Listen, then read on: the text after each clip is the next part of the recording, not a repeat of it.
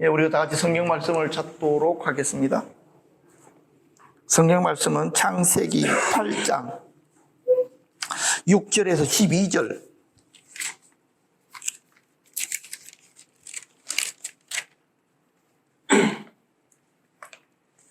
창세기 8장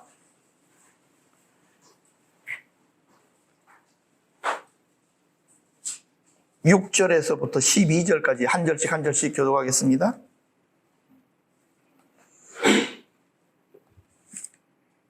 하나님이 노아와 그와 아닙니다. 6절 40일을 지나서 노아가 그 방주에 낸 창문을 열고 까마귀를 내놓음에 까마귀가 물이 땅에서 마르기까지 날아 왕래하였더라. 그가 또 비둘기를 내놓아 지면에서 물이 줄어들었는지를 알고자 하매 온 지면에 물이 있으므로 비둘기가 발 붙일 곳을 찾지 못하고 방주로 돌아와 그에게로 오는지라. 그가 손을 내밀어 방주한 자기에게로 받아들이고 또 7일을 기다려 다시 비둘기를 방주에서 내놓음에 저녁 때 비둘기가 그에게로 돌아왔는데 그 입에 감람나무 새 잎사귀가 있는지라. 이에 노아가 땅에 물이 줄어든 줄을 알았으며. 다 같이 읽겠습니다. 또 7일을 기다려 비둘기를 내놓음에 다시는 그에게로 돌아오지 아니하였더라. 아멘. 오늘 우리가 함께 다룰 말씀은요, 까마귀와 비둘기에 대한 것입니다. 좀 전체적인 상황을 좀 이렇게 살펴보면 오늘 40일이 지나서 이렇게 설명이 되어져 있는데 한번 보십시다. 홍수가 시작될 때 40일이 비가 오므로 시작이 되어집니다. 그리고 그 전체의 기간이 비가 내리고 충만해진 기간이 150일입니다. 아라랏산에 7월 17일에 도착하니까 2월 17일에 비가 내리기 시작했으니까 정확하게 150일 때쯤에 아라랏산에 이렇게 도착하게 됩니다. 사실은 그 이전부터 사실은 물이 감해지고 있었습니다.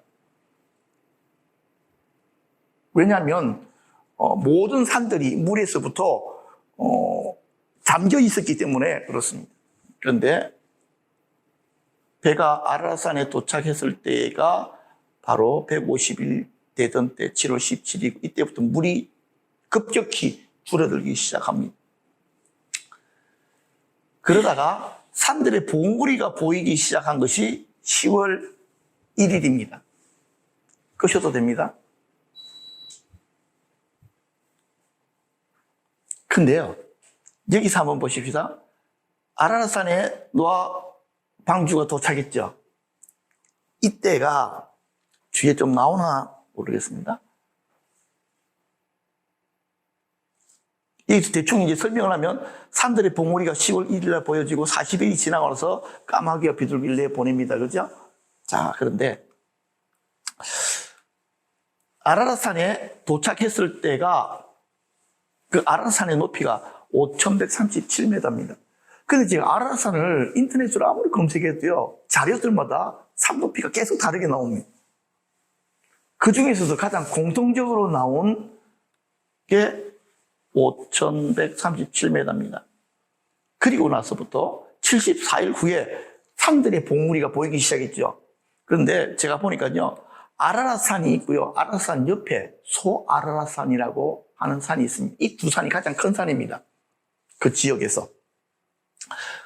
그런데 이 소아라랏산의 높이가 3,896m입니다. 그러니까 무슨 말이냐면 아라랏산에 방주가 도착하고 74일 후에 소아라랏산이 보였다는 소리입니다. 그죠? 그렇다고 한다면 몇 메다가 물이 빠졌느냐니까 1241m가 빠졌다는 소리입니다. 엄청나게 빠졌습니다. 그런데 40일이 또 지났습니다. 그죠? 40일이 지났을 때는 최소한 요거 반은 빠졌을 것 아닙니까? 왜냐니까 74일 후에 1241m가 빠졌으니 40일 이후에는 최소한 600m 이상은 빠졌다는 소리입니다. 그죠? 바로 이때에 노아가 방주에서 창문을 열고 어떤 일들을 행해 나갔다 하는 것들을 여러분들이 아시게 됩니다. 그런데 여기서 한 가지 의문이 생기는 것은요. 왜 노아가 직접 방주 문을 열고 내려가서 확인해도 되는데, 왜냐? 물이 지금 방주에서부터 얼마나 빠졌습니까?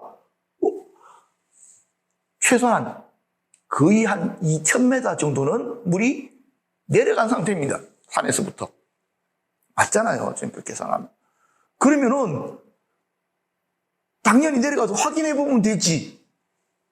그런데 왜 비둘기와 까마귀를 내려 보냈을까?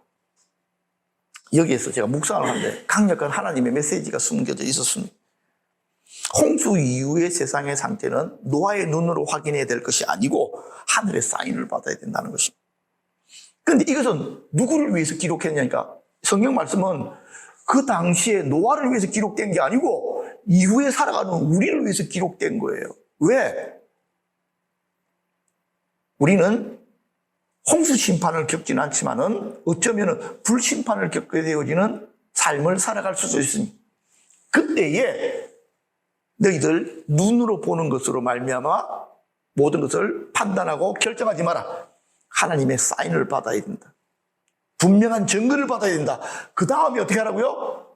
열고 움직이고 나아가라 라는 뜻이라는 것을 알게 되어줬습니다. 노아가 가장 먼저 까마귀를 내어보냅니다. 까마귀를 내놓은 이유는요, 홍수 이후에 땅의 상태를 알아보기 위한 것입니다. 까마귀가 돌아온다면 아직 이 땅에는 그쵸? 예, 까마귀가 거할 것도 먹을 것도 없다는 그런 상태입니다. 아직 방주를 열고 나아갈 때가 안 됐다는 소리입니다.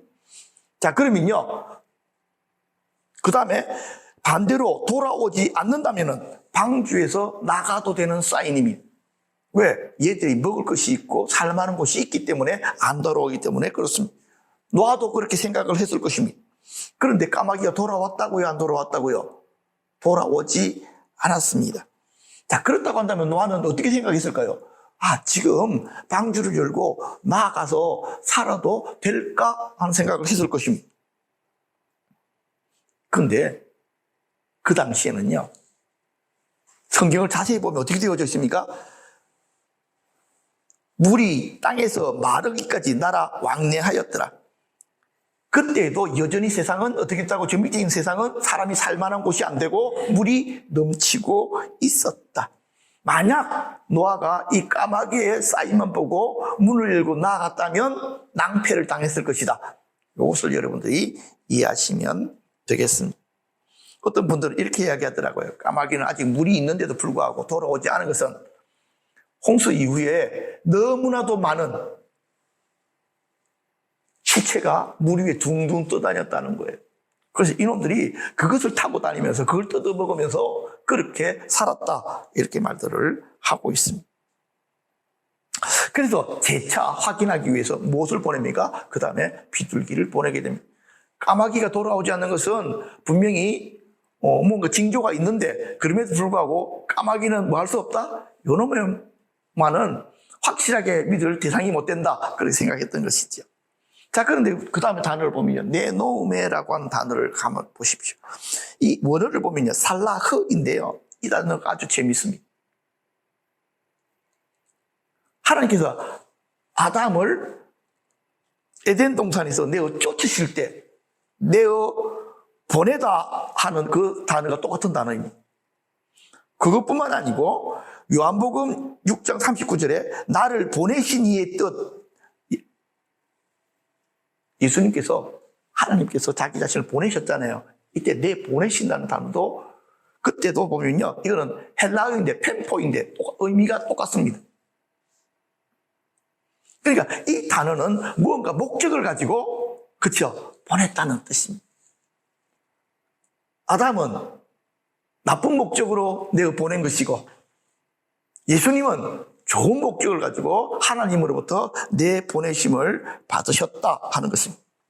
자, 그렇다고 한다면요, 우리가 마태복음 28장 19절에 보니까 그러므로 너희는 가서 내 보냄을 받은 거죠. 그렇죠? 반대로 보면 모든 민족으로 제자들을 삼아 아버지와 아들과 성령의 이름으로 세례를 베풀고 내가 너희에게 분부한 모든 것을 가르쳐 지키게 하라. 자, 보십시오. 하나님께서 우리를 교회 밖으로 내어 보내십니다. 무엇 하려고요? 복음 전하게 하시려고. 내 보냄을 받은 자, 까마귀도 내 보냄을 받았습니다. 그렇죠? 목적을 위해서. 근데 얘는 자기 목적대로 행하지를 않았습니다. 물이 많으면 돌아와 줘야 될 거 아니야. 근데 이 까마귀는 돌아오기가 싫은 거예요. 제가 이 말씀을 생각하다 다음에 상황이 생각나더라고요. 카타콤 시절에 교회가 어린 아이들은 건강의 이유나 여러 가지 이유들 때문에 자꾸 밖으로 내보냈답니다. 물건도 좀 사오게 하고, 그쵸? 양식도 이렇게 얻어오게 하고 아이들 내보냈는데 아이들이 카타콤에서만 살다가 밖에 나오니까 너무 좋아. 그치? 너무 좋아. 카타콤 생각만 하면 싫어. 엄마 아빠가 있어서 들어가야 된다는 것을 알지만 그러나 밖에서 계속 놀다 보니까 너무너무 좋아. 그래서 어느 정도 크면 안 들어가는 거야. 이런 놈들을 뭐라고 부른다고요? 까마귀 같은 놈이라고 부르는 거예요.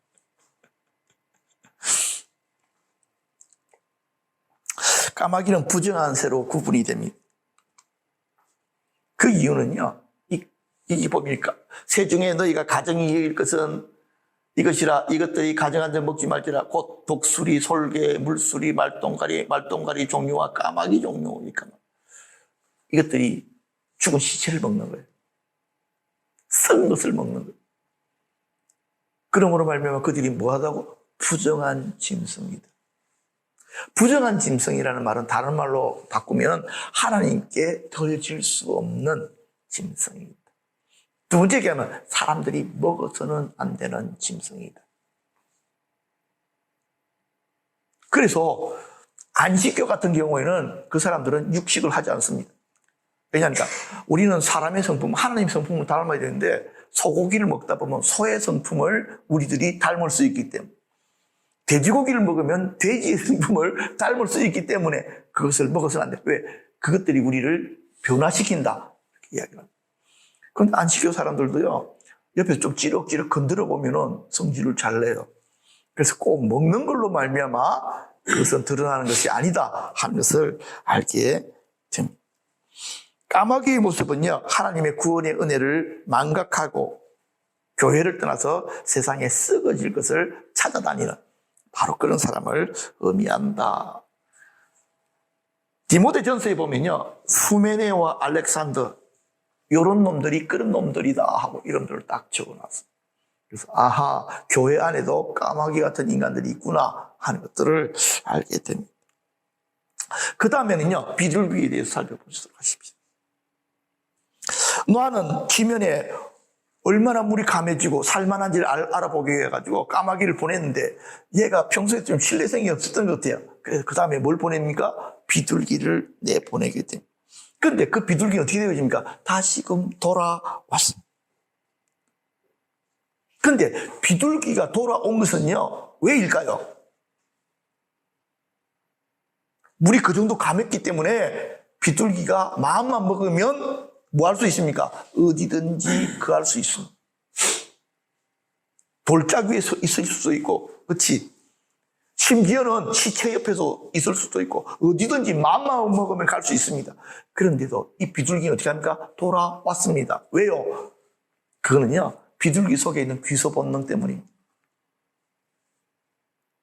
그래서 가끔 가다가 옛날에 전서구라고 하잖아. 비둘기 이놈을 딱 집에서 멀리 가가지고 발에다가 편지를 묶어서 날려보내면 이놈이 정확하게 옛날에 살던 그 집으로 날아오기 때문에 그걸 이용한 거거든. 비둘기는 그런 특성이 있는 거야. 하나님이 기뻐하시는 성도들에게는요, 이 귀소 본능이 있어. 세상에 혹해가지고 세상 나가서 싸돌아 다니다가도 어떤 마음이 있다고? 나는 하나님의 백성인데 하나님의 집으로 돌아가야지 라고 하는 마음. 그래서 어릴 때부터 주일학교를 갖다 계속해서 내보내는 것은 너무 중요해. 왜냐하니까 조사를 해보니까 중년 이후에 교회로 돌아온 사람들을 체크해보니까 대부분 다 주일학교를 경험한 사람이에요. 그때 심겨진 것이 뭔가 남아있는 거예요. 이것이 없는 사람들은 중년이 되어져서 하나님께 돌아오는 사람들은 특별한 체험을 한 사람들. 그리고 그 특별한 체험도 좋은 체험은 아니야. 하나님한테 뒤지게 맞아가지고 천부여 어지없어서 두 팔 들고 옵니다. 한 이런 사람들은 도로 오더라는 것입니다. 지금 우리 한국교회가 주일학교가 너무나도 줄어들고 있습니다. 이 부분을 위해서 뭔가 특단의 대책들이 필요하다 하는 것을 생각하게 됩니다. 예수님께서 제자들을 갖다가 세상에 보내시면서 보라, 내가 너희를 보냄이 양을 이리 가운데 보낸 것 같다. 그러므로 너희는 뭐처럼 하라? 뱀처럼 지혜롭고 비둘기같이 순결하라. 비둘기는 순결합니다. 비둘기가 세수하는 짐승이라는 거 알죠? 그런데 이 비둘기들을 도시에 함께 모아놨더니 노숙자 비둘기들이 돼가지고 이것들이 길거리 떨어지는 거 주워 처먹더니 자기들의 본성, 깨끗하게 하는 본성을 잃어버립니다. 왜? 씻을 데도 없잖아, 도시는. 안 씻는 거예요. 그래서 비둘기가 우리들에게 기억은 어떻게 되어집니까? 현실적으로 만나는 비둘기들은 아이 더러워! 노숙자 비둘기들 때문에 비둘기에 대한 이미지가 많이 변화되어졌다. 산비둘기들은 보면요 깨끗합니다. 늘 자기 몸을 이렇게 따듬고 청소해서. 그래서 여러분들 마음속에 있는 노숙자 비둘기들을 여러분들이 좀 이미지들을 지워주시기를 바랍니다. 정갈하기 때문에, 부정하지 않기 때문에 하나님께 뭐가 될 수 있습니까? 예, 제물이 될 수가 있었습니다. 하나님께서 너희들은 거룩한 산제사들이라. 무엇을? 우리의 몸을. 우리가 거룩하기 때문에. 자, 그런데 말입니다. 얘들이 돌아왔으면 지금 상태가 어떻습니까? 지금은 문을 열고 나갈 상태는 아니다는 거죠. 근데 일주일이 지나서 노아가 다시금 비둘기를 내보내게 됩니다. 그런데 얘들이 저녁 때에 비둘기가 돌아왔는데 그 입수에 뭘 물고 들어왔습니까? 감람나무 새 잎사귀. 여기 중요한 것은 새 잎사귀입니다. 홍수 전에 있던 감람나무가 죽어가지고 또 올라온 게 아니야. 이건 새로 난 잎사귀인 거예요. 그렇다고 한다면 지금 어떤 일들이 벌어지고 있다는 소리입니까? 예. 땅에 새로운 생명들이, 그쵸? 자라나고 있다. 이것을 물고 온 좋은 소식을 물고 온 것입니다. 아름다운 소식을 물고 온 것입니다. 그런데 왜 다른 많은 꽃들도 있고 나무들도 있는데 하필이면 감람나무일까요? 우연입니까? 아닙니다. 성경에는 우연이 없습니다. 이 말씀은 그 당시에 상황을 기록한 것이지만 후세에 이 말씀을 읽는 우리들을 위한 것입니다. 여기에는 영적인 의미들이 숨겨져 있습니다. 우리는 그것을 정확하게 이해할 필요들이 있습니다. 감람나무, 요한계시록 11장 3절, 내가 나의 두 증인에게 권세를 주리니 그들이 굵은 베옷을 입고 1260일 예언하리라. 그들은 이 땅의 주 앞에 서 있는 뭐라고요? 감람나무와 두쳤다. 자, 보십시오. 마지막 날이 되어지면, 환난 때가 되어지면 내가 참된 하나님의 사람이다라고 말하는 거짓 예언자들과 거짓 사역자들이 많이 등장합니다. 그럴수록 근데 그때 그들을 뭐 해야 된다? 분별해야 된다. 뭘 통해서? 가짜 사역자들의 특징이 뭐냐면 내가 왕년에 이런 기적과 역사를 일으켰다. 아무짝에 필요 없다. 어떤 잎사귀? 새 잎사귀. 그 당시에서 하나님께서 일하시는 새롭고 좋으신 일들의 증거들을, 잎사귀를 내어 보일 수 있는 자, 그가 진짜다. 그 사람이 말하는 대로, 그 사람이 요구하는 대로 따라다녀라. 이렇게 지금 말씀을 하고 있습니다. 그런데 여러분 보십시오. 또 한 가지 의문이 드는 거야. 일주일 만에 그 앞에 갔던 비둘기는 그냥 기어들었는데 어떻게 일주일 만에 이런 일들이 세상에 나타날 수 있을까? 그런 분들에게 이 시간 제가 창세기 1장을 다시금 읽어보라고 말씀을 드리겠습니다. 하나님한테는 일주일이면 돼. 세상에 역사학자들이나 신물학자들은 어렵지만 하나님은 일주일 만에 하실 수 있습니다. 그래서 저는요, 저녁이라는 용어 앞에 아까 있었죠.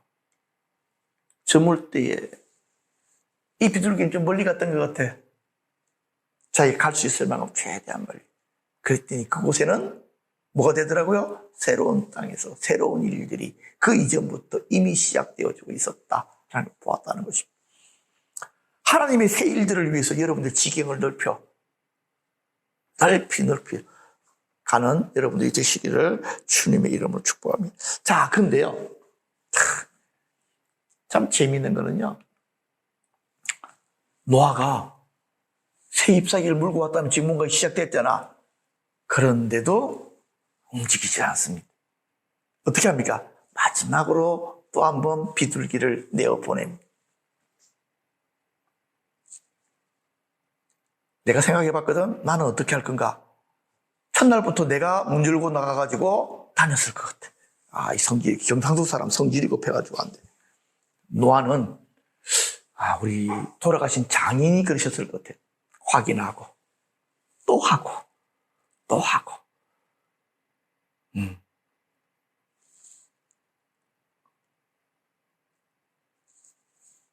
근데 이 노아를 통해서 하나님께서 우리들에게 말씀하시는 것은 그것입니다. 중요하고 중요한 일일수록 뭐를 거듭하라? 또 확인하고 또 확인하고 또 확인하라. 비둘기가 세 번째 나갔을 때 어떻게 합니까? 돌아오지 않습니다. 그랬을 때 노아가 어떻게 되어집니까?